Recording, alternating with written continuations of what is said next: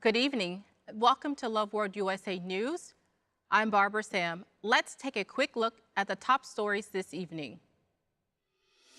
Your Loveworld Specials, Season 11, Phase 2, off to a glorious start. President Trump proposes U.S. takeover of Gaza for redevelopment. Secretary of Defense visits U.S.-Mexico border. El Salvador proposes deportation deal. Trump administration moves to restructure U.S. Department of Education. Samsung's chairman, J.Y. Lee, cleared of fraud and stock manipulation charges, eyes further without legal hurdles. Sudanese army airstrike targets Niyalu, killing 25 and injuring 63. And now to the news. The latest installment of your Loveworld Specials with Pastor Chris Oyakilime, DSC, DSC-DD, has begun with an inspiring message on the power of prayer. Pastor Chris opened day 1 of Phase 2 of Season 11 by focusing on the importance of prayer in the life of a Christian, especially the practice of praying in tongues.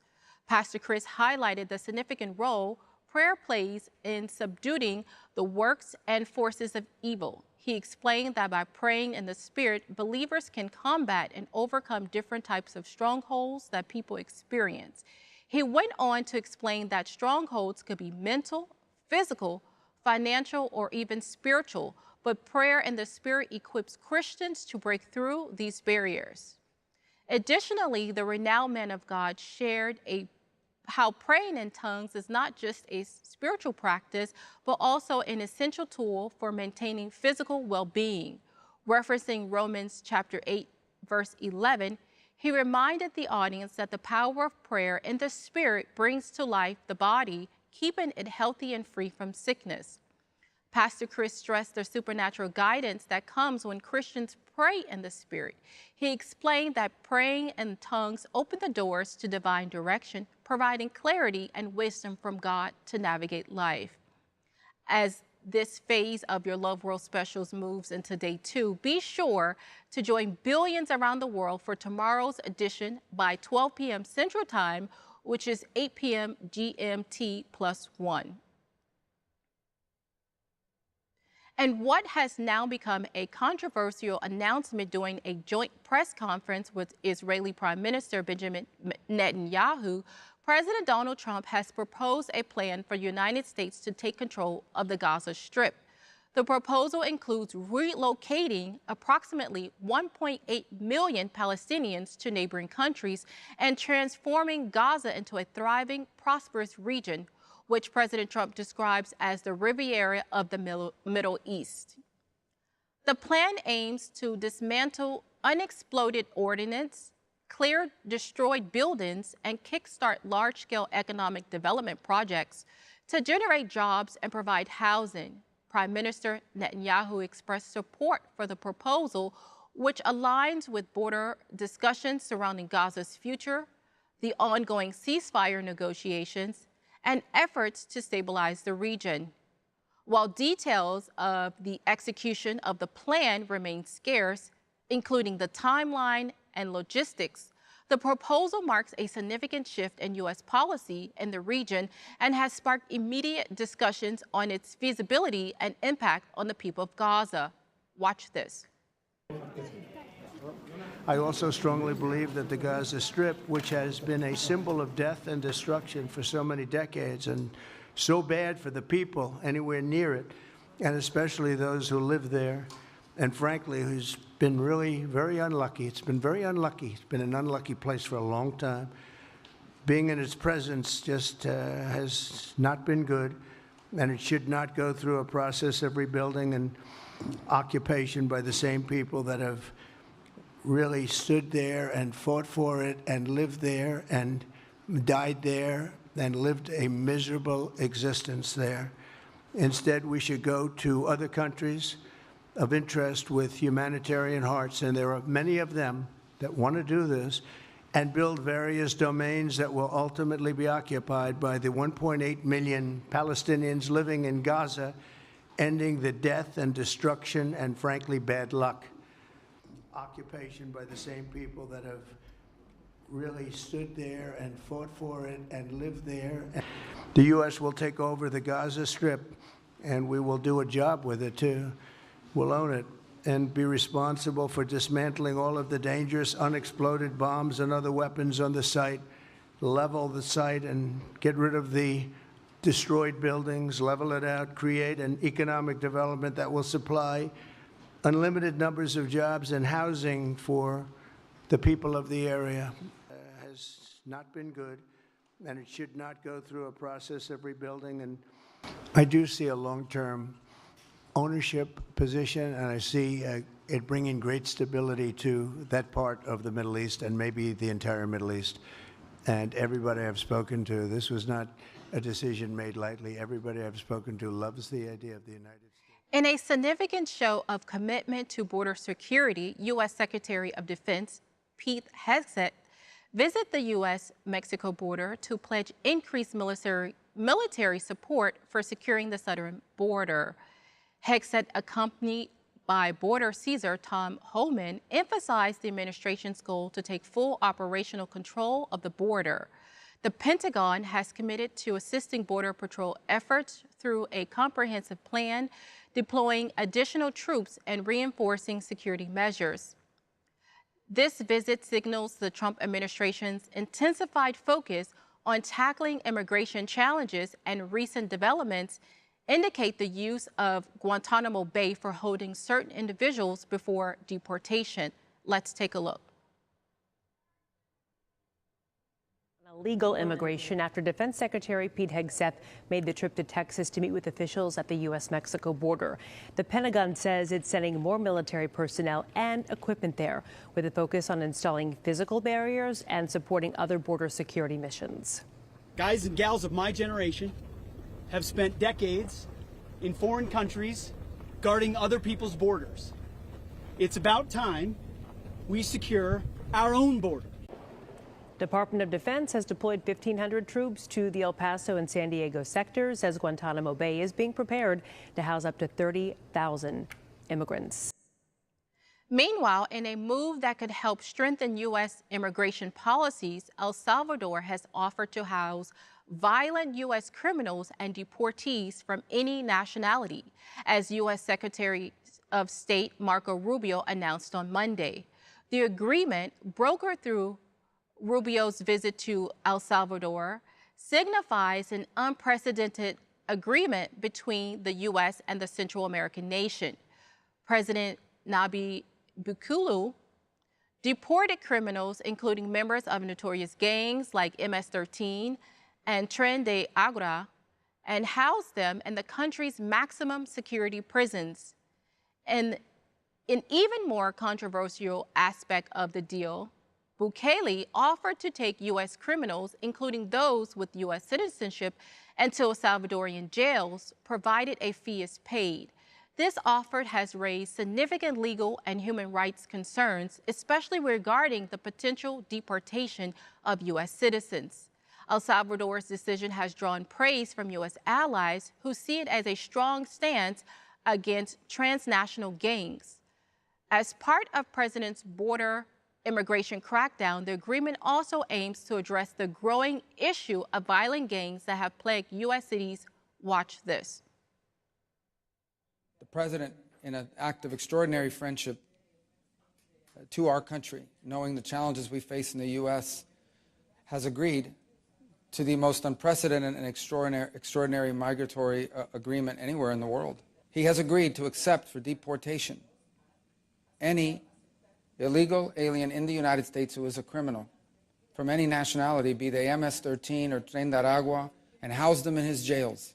And he's also offered to do the same for dangerous criminals currently in custody and serving their sentences in the United States, even if they're U.S. citizens or legal residents. Muchas gracias. Feliz noche, feliz semana, éxitos y bendiciones a todos.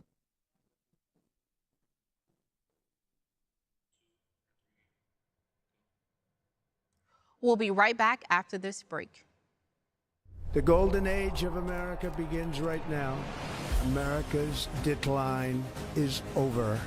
We will be working to meet every crisis with dignity and power and strength. We will move with purpose and speed to bring back hope, prosperity, safety, and peace for citizens of every race, religion, color, and creed. For American citizens, January 20th, 2025 is Liberation Day. In everything we do, my administration will be inspired by a strong pursuit of excellence and unrelenting success. America will reclaim its rightful place as the greatest, most powerful, most respected nation on earth. I am with you. I will fight for you, and I will win for you. We will not be conquered. We will not be intimidated. We will not be broken, and we will not fail. From this day on, the United States of America will be a free, sovereign, and independent nation. We will stand bravely. We will live proudly. We will dream boldly, and nothing will stand in our way because we are Americans. The future is ours, and our golden age has just begun.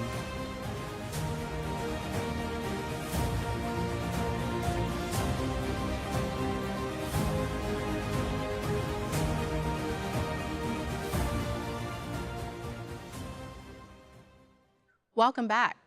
President Donald Trump has unveiled a bold proposal to reshape the U.S. tax system, focusing on reducing the reliance on income taxes and increasing tariffs as a primary revenue source. The plan includes the establishment of a new agency, the External Revenue Service, to manage tariff collections, signaling a major shift in the way U.S. generates federal revenue. President Trump's proposal seeks to alleviate the burden of income taxes by eliminating income taxes on certain income items, including tips, overtime pay, and Social Security benefits. Additionally, the plan includes the introduction of an itemized deduction for auto loan interest and the imposition of taxes on large private university endowments. These measures are part of a broader tax reform strategy designed to stimulate economic growth and ease the financial load on American workers and families. The president's plan is expected to generate significant debate as it challenges the traditional income tax structure in favor of a tariff-based system, with the potential for wide-ranging effects on the U.S. economy and its global trade relationships. Proponents argue that these challenges will boost a more competitive economic environment. Watch this. Instead of taxing our citizens to enrich other countries, we will tariff and tax foreign countries to enrich our citizens.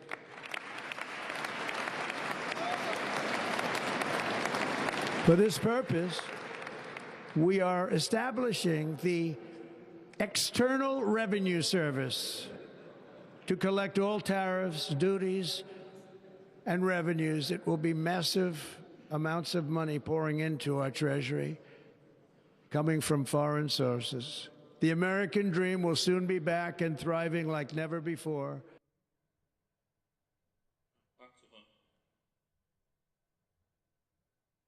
In a bold move to reshape the federal education landscape, President Donald Trump has announced plans to significantly reduce the scope of the U.S. Department of Education.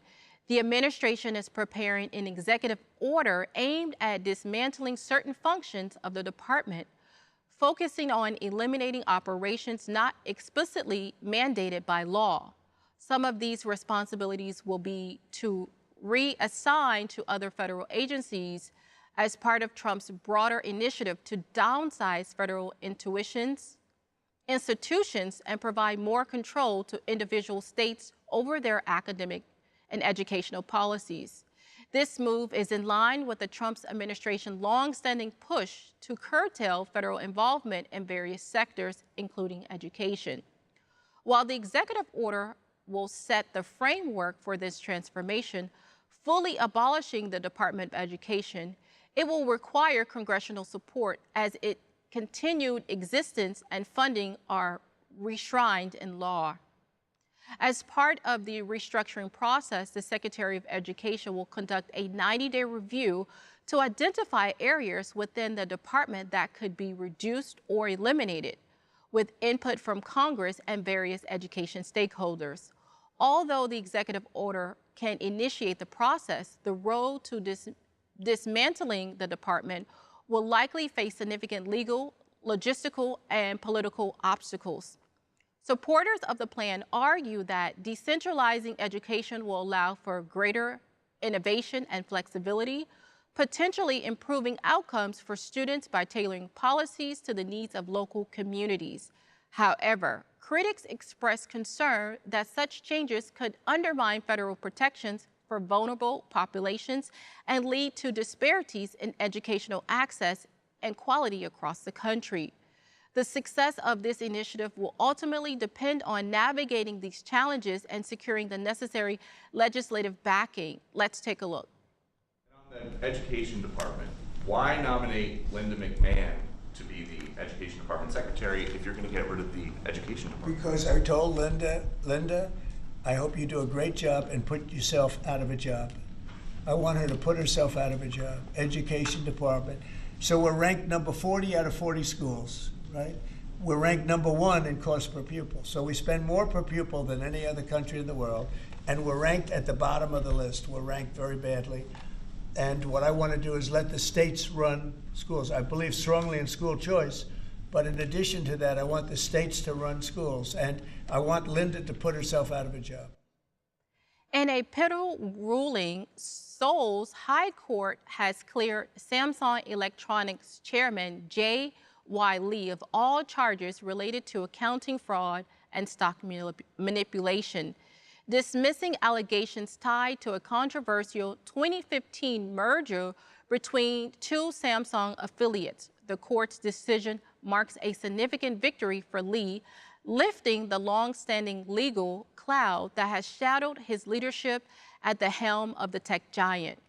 The legal battle stems from prosecutors claim that the $8 billion merger between Samsung C&T and Chile Industries was a strategy to solidify Lee's control over Samsung Electronics following his father's incapacitation in 2014.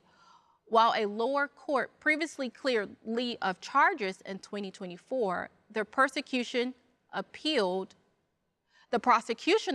citing a breach of accounting standards at Samsung Biologics, which overstated assets to justify the merger. However, the Seoul High Court ruled that despite the accounting irregularities, the financial outcomes were based on rational processes and did not cause harm to Samsung C&T shareholders.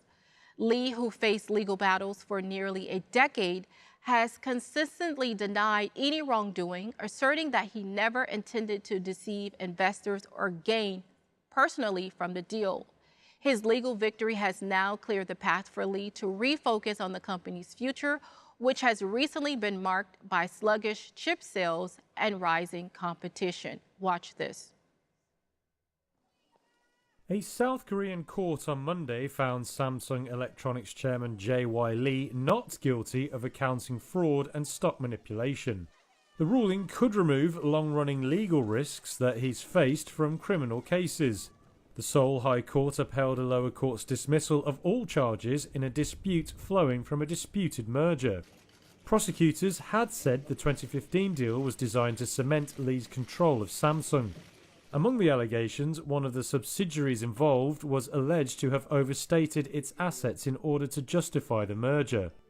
The resulting legal battles had raised questions over whether Lee would be able to keep running the tech giant, with prosecutors seeking a 5-year jail term. Speaking after the not guilty ruling, his lawyer said he hoped his client would now be free to focus on his work. Lee himself didn't speak to waiting reporters. He's always denied all wrongdoing, saying last year that he never meant to deceive investors. On Monday, it wasn't immediately clear whether the prosecution would now appeal to the Supreme Court. Samsung shares got little boost from the news, closing down by 2.7% as export stocks were hammered by fears of a global trade war. The news continues after this break. Stay with us. Alpha TV, the higher life is here. Watch your favorite movies. Hi, Dimitri. Kiddie shows, live TV channels, and many more. Anywhere, anytime on your device. With a unique emphasis on faith-based and family-oriented programming. Alpha TV is the place which points you to the higher life. Gain access to myriads of language channels available to family, friends, and loved ones in their native tongue. Avete mai sentito dei cristiani che pregano grazie Padre dopo che hanno pregato per aver risposto a queste preghiere mediante Gesù Cristo nostro Signore? Amen. Get this amazing entertainment on the Loveworld App Store, the Google Play Store, and the Apple Store, and begin to live the higher life. Watch Alpha TV in just 4 easy steps. Step 1, select your package. Step 2, create your login details. Step 3, set up your payment. Step 4, start watching. It's simpler than you think with more perks than you can imagine. Explore the latest news on LN24 International, Bible classics, language-specific stations, and so much more. Get Alpha TV. Watch now. The higher life is here.